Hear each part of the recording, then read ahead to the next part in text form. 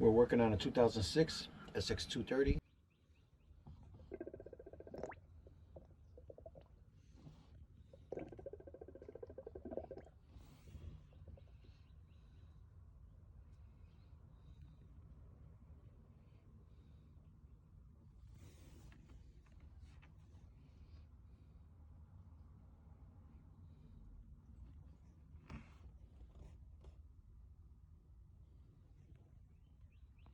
We're talking about how to take off the fuel rail.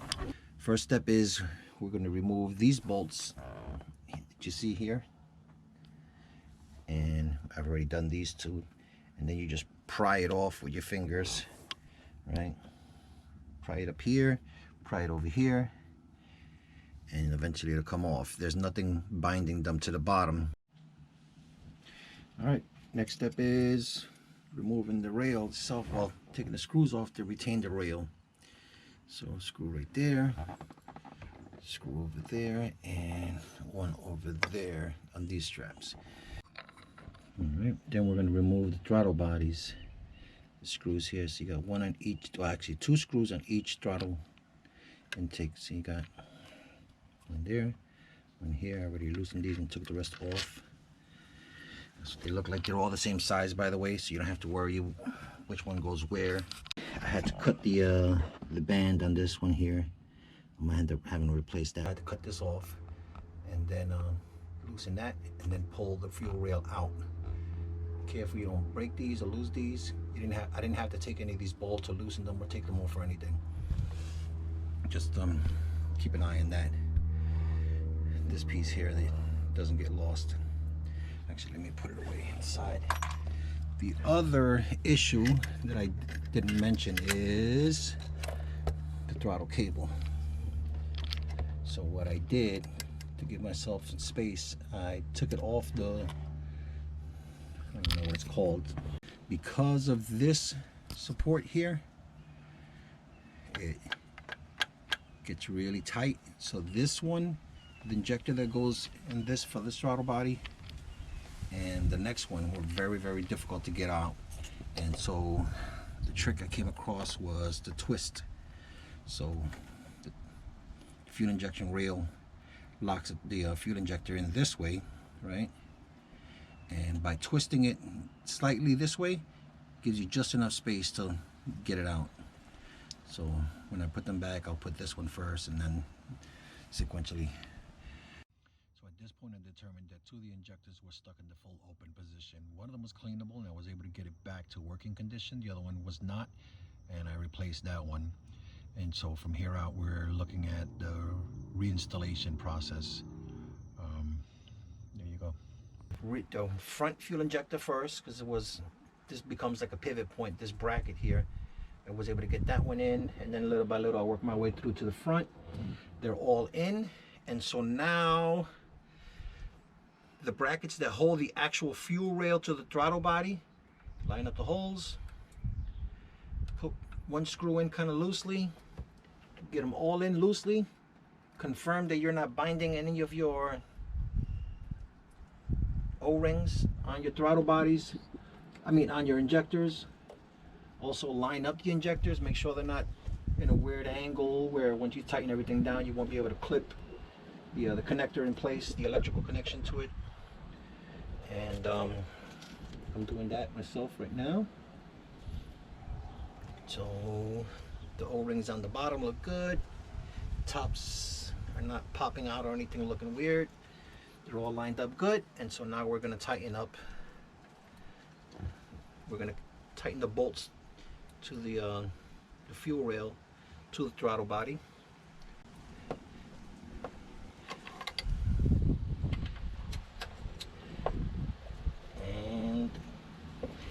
Fuel rail is connected to the throttle bodies.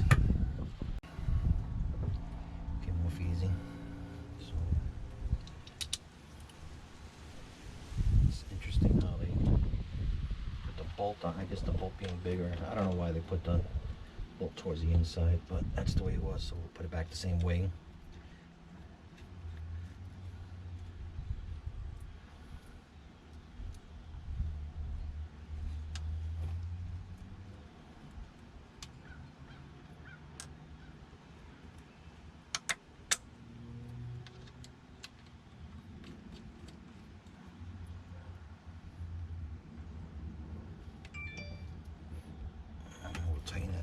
before we continue somewhere else. So again, I don't know what the torque specs are.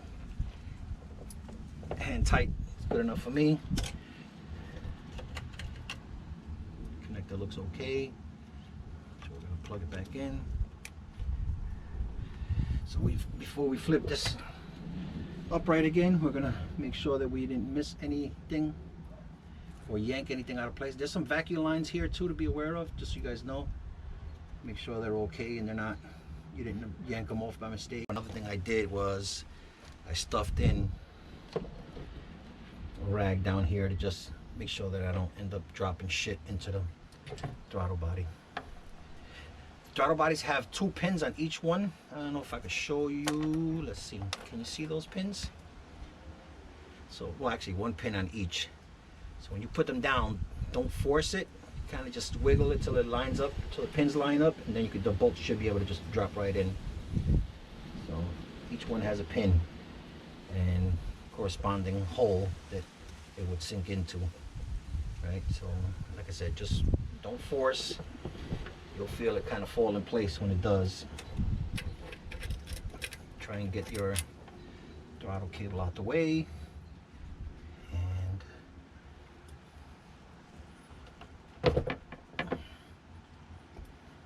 oh, the other thing I forgot is lining up the fuel rail has to go through this basket.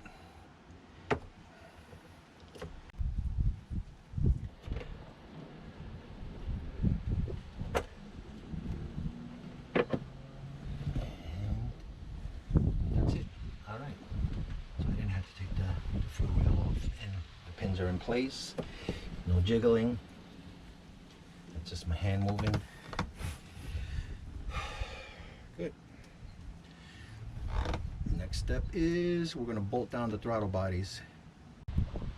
For these bolts, the ones that bolt down the throttle body in place on top of the motor, I'm using kind of like that hex style, and it says it's 3/8. That's what we're using right here. So.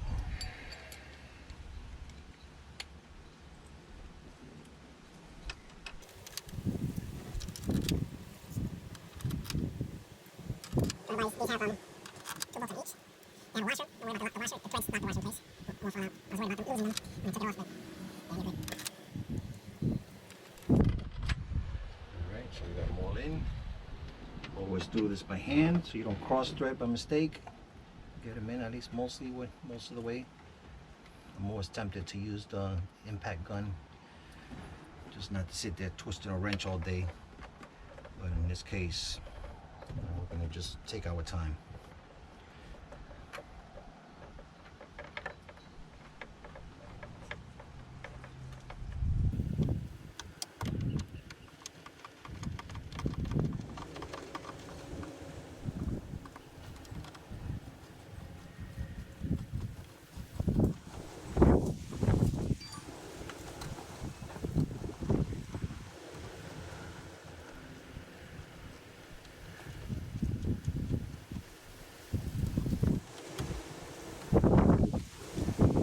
Harbor Freight ultrasonic cleaner. Heats up and does the ultrasonic stuff. I use that to soak the fuel injectors. The fluid I use is just the citrus clean, or I think it's called citrus clean. The orange stuff from Home Depot. That's what I use. I know it's water-based, so a lot of people say don't put your injectors in water or whatever. But I'm more scared of the other shit catching on fire or whatever, so fuck that. I don't use that other stuff. I stick to water-based stuff. Less chance of fires and explosives and shit. And it worked fine. You know, obviously I didn't leave it in there for days, you know, because it is water-based. But yeah, I left them in and heated them up and it was fine. And it cleaned up really good. Way much better spray pattern. What's the torque on these? I don't know either. Again, I'm doing hand tight. The other consideration is, you know, you're screwing into aluminum. This one is probably, I don't know if this is stainless steel or not, but those bolts, whatever they are made out of, they're probably not aluminum. So we're just doing hand tight. I'm not going crazy about it. What we're checking. We'll check on these every now and then too. I'm a fan of taking the fuel injectors off and cleaning them. If you ever looked in an old gas tank, there's a lot of shit in there. So I'll probably be doing this again in a year or two. So I'm not too worried about. I just wanted to have make sure they're on tight, but don't go crazy. Like I said, you know, like everything gets hot and expands, and who knows what the hell will happen. It sucks when you have to fix something or pay to have something fixed. It's worse when you're the one that caused the problem. So, all right, I think we are. Before I put the throttle bodies, whatever the hell they're called, the little plastic rubber ones, we're gonna put this cable back on. Let me confirm to make sure you guys can see.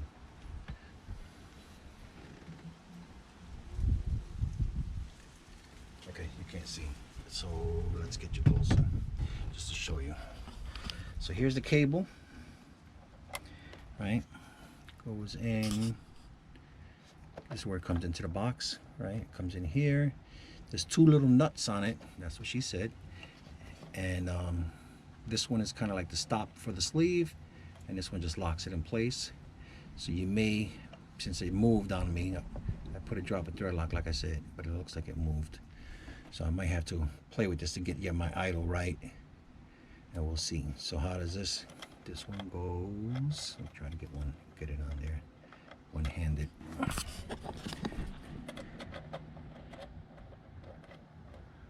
All right, so it's on now. So those are basically how you adjust your cable. And so now how does this cable connect? So if you can see that tiny little hole there, I'll try and lock it in this position so I can show you what I'm doing. Give me a second. All right, so this little barb, dumbbell, whatever you call it,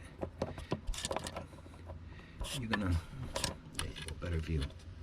So that goes in like that. Once it's in, push it over till the cable falls into the slot.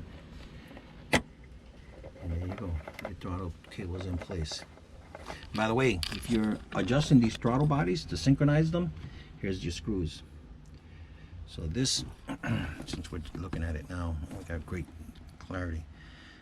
These two throttle bodies are adjusted by that screw. Those two throttle bodies are adjusted by that screw. Once you got these two balanced to each other, then you use this screw to balance the two left to the two right. And if you have like a vacuum gauge or whatever, don't be too concerned about the number. It's not really about the number, it's just about them being working evenly so that they're all, you know, equally getting as close as possible the same amount of air. Got the two little clips that hold that hose in place. Hold that hose in place. Say that fast 3 times, 5 times. All right. So that's set on. And the hose is being secured by it. Those clips. Both back on this one. Stand tight till I get all 4 of them on. As I'm working through, I'm kind of double checking, make sure I didn't unclip something or I think we're going good. So now this one, I guess these are both 12.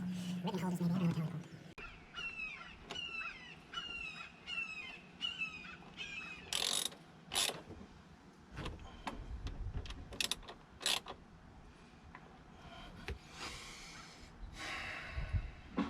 Dudes, we're almost done. So this just slides on this boot, and all it does is really just keep the, I guess if oil does overfill into the bowl here, the pan, I guess that keeps it from seeping out from this area.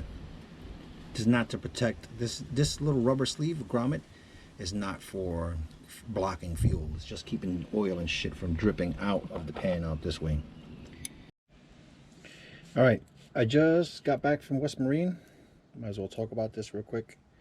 These hose clamps, you'll find them sometimes and it'll say it's stainless steel, and the band is stainless steel, but this part ends up rusting up horribly and getting deteriorating, whatever. Get the legit stainless steel ones so they don't rust up. It's worth it. It's a couple of dollars more, but when you're out on the water and some shit pops, that sucks when you're stuck in the water or whatever. But we're, especially in this situation where we're dealing with water, with fuel, we don't want to risk, especially not considering it's only $2 more or whatever. So get the legit ones, save yourself the hassle. And while I was at the store, I had the vent blower going. We had the fuel line open, we had all this stuff open, and so we didn't spill a lot of fuel, but there's a lot of vapors here. And then of course overnight we'll close it all up. So I don't know how, I'm gonna say it anyway. It kind of sounds stupid and remedial, but just so that we're all on the same page. The fumes from the gasoline are heavier, more dense, so they sink down.